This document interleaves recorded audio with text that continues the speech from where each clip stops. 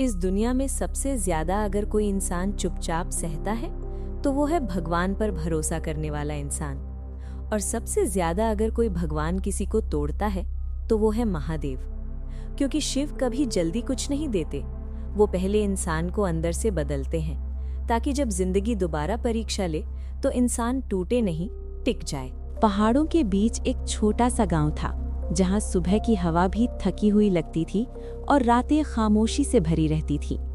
उसी गांव में रहता था माधव, न बहुत बोलने वाला न किसी से शिकायत करने वाला। उसकी पूरी दुनिया बस दो चीजों में सिमटी थी, एक बीमार माँ और दूसरा महादेव पर अटूट भरोसा। माँ अक्सर दर्द में रहती थी, दवाइयाँ थीं मगर पैसे नहीं थे। रात के सन्नाटे में जब माँ करवट बदलती तो माधव की नींद टूट जाती। वो कुछ कर नहीं पाता था, बस छत की ओर देखता और दिल ही दिल में टूट जाता। भोलेनाथ, आज भी माँ को बहुत तकलीफ है। अगर कुछ बचा है मेरी किस्मत में तो वो दर्द मुझे दे दीजिए, बस माँ को मत छुइए। महादेव, मैं कुछ नहीं मांग रहा, बस इतना चाहता हूँ कि माँ एक दिन चैन की नींद सो ले। गांव वाले उसकी भक्ति पर हंसते थे। कोई कहता इतनी पूजा से क्या होता है, कोई कहता शिव भी इसकी नहीं सुनते। ये बातें उसके कानों में नहीं जाती थीं, सीधे दिल में उतरती थीं और हर रात उसे और अकेला कर देती थीं।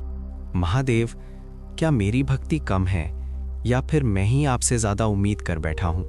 फिर एक रात आई जब आसमान नहीं, माधव टूट गया।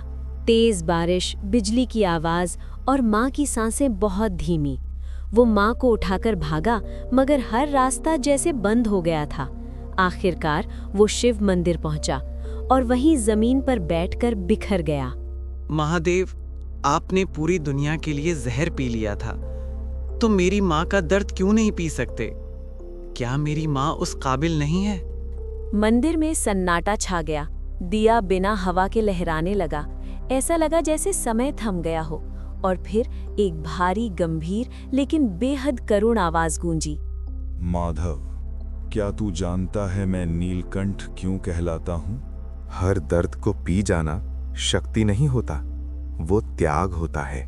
मैंने विष इसलिए नहीं पिया कि मैं मर जाऊं, मैंने विष इसलिए पिया ताकि दुनिया जी सके।